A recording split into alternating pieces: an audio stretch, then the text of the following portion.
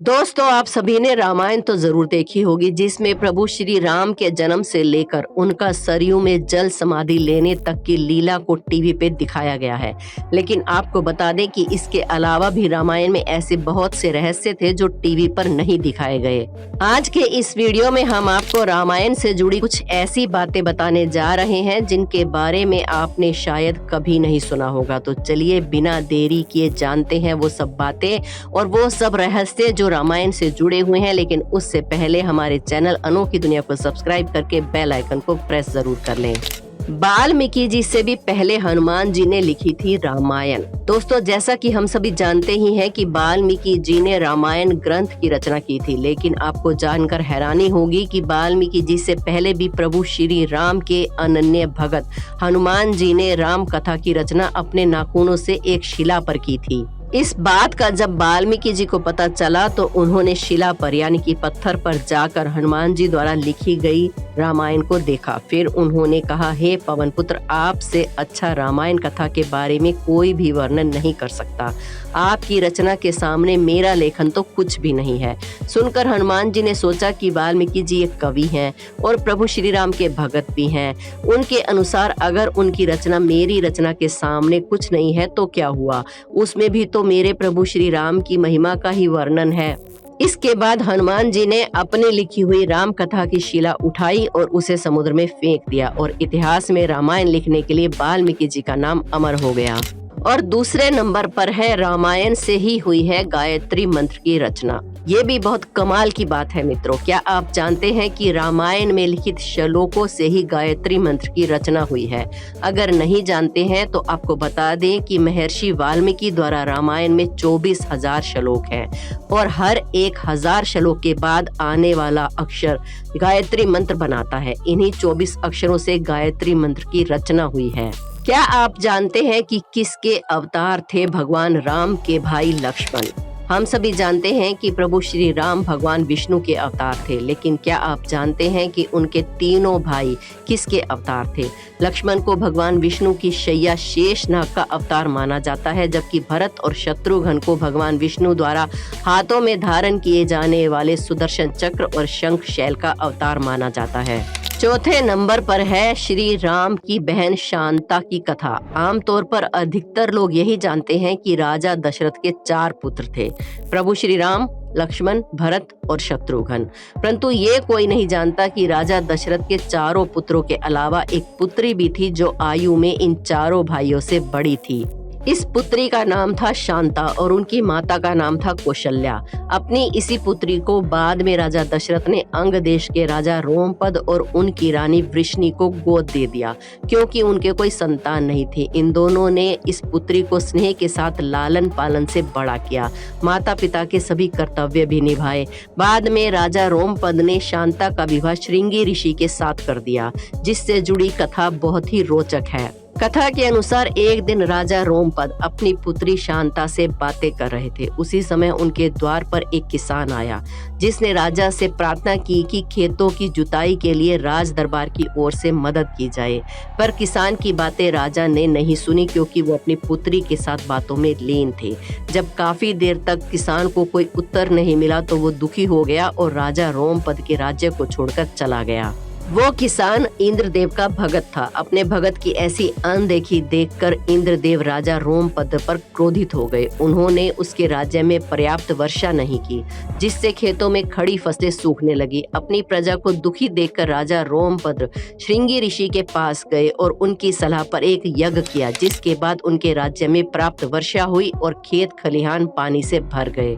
इसके बाद राजा ने अपनी पुत्री शांता का विवाह ऋषि से करवा दिया और वो दोनों सुखपूर्वक रहने लगे। बाद में श्रृंगी ऋषि ने ही अयोध्या नरेश दशरथ के लिए पुत्र प्राप्ति के लिए यज्ञ किया था, जिसके बाद उन्हें चारों पुत्रों की प्राप्ति हुई थी। क्या था सीता के स्वयंवर का कारण? रामायण के अनुसार एक बार बचपन में ही माता सीता ने शिव धनुष पिनाका को उठा लिया था।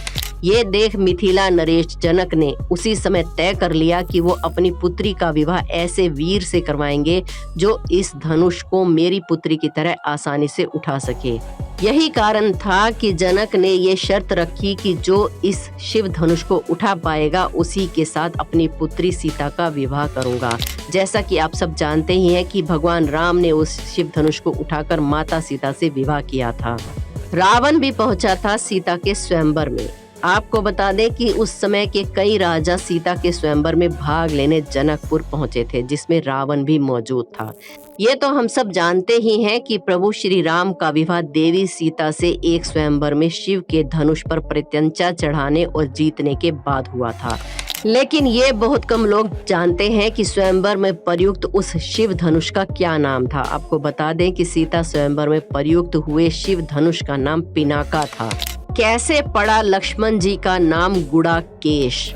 क्या आप जानते हैं कि लक्ष्मण जी का एक नाम गुड़ाकेश भी है? गुड़ा का मतलब है निंद्रा यानी कि नींद, यानी कि लक्ष्मण जी ने नींद पर विजय पाली थी। इसलिए दोस्तों, रामायण के अनुसार जब राम, लक्ष्मण और सीता 14 वर्ष के वनवास के लिए गए तो वन में लक्ष्मण ने अपने भैया और भाभी की रक्षा के उद्देश्य से कभी भी ना सोने का प्रण लिया। इसी कारण लक्ष्मण का नाम गुड़ाकेश पड़ा। ऐसा माना जाता है कि वनवास की पहली रात को जब माता सीता और श्री राम सो रहे थे तो उनके सामने निद्रा देवी प्रकट हुई।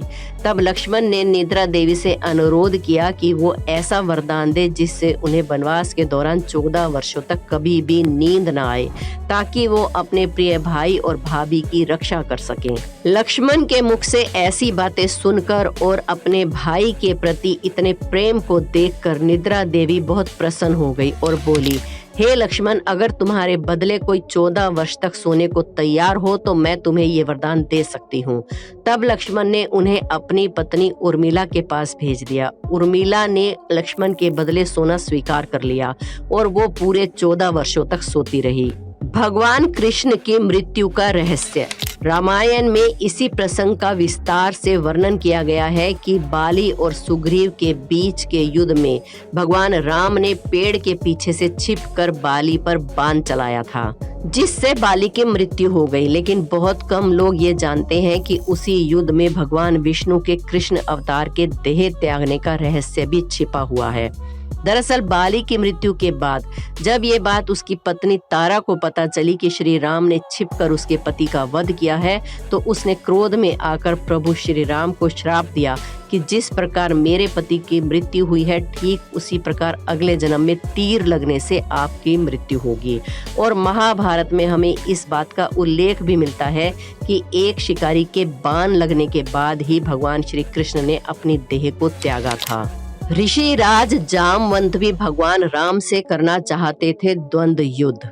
दरअसल मित्रों, ऐसा माना जाता है कि उस समय ऋषि राज जामवंत से ज्यादा शक्तिशाली योद्धा और कोई नहीं था। परंतु जब जामवंत को ये पता चला कि भगवान राम से शक्तिशाली मनुष्य इस सृष्टि में कोई नहीं है, तो वो मन ही मन सोचने लगा कि उसे अपने जैसा शक्तिशाली योद्धा युद्ध करने के लिए आखिर मिल ही गया।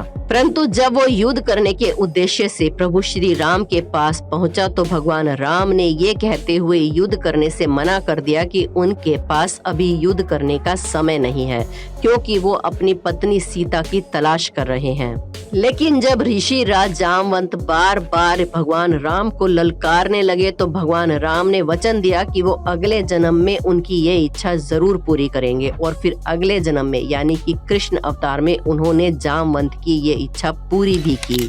दोस्तों, क्या आप इन सब बातों को पहले से जानते थे? हमें कमेंट्स में जरूर बताएं। कमेंट्स में जय श्री राम लिखना ना भूलें। हमारे चैनल अनोखी दुनिया को सब्सक्राइब करके बेल आइकन को जरूर प्रेस कर लें। मिलते हैं एक और वीडियो में। जय श्री राम।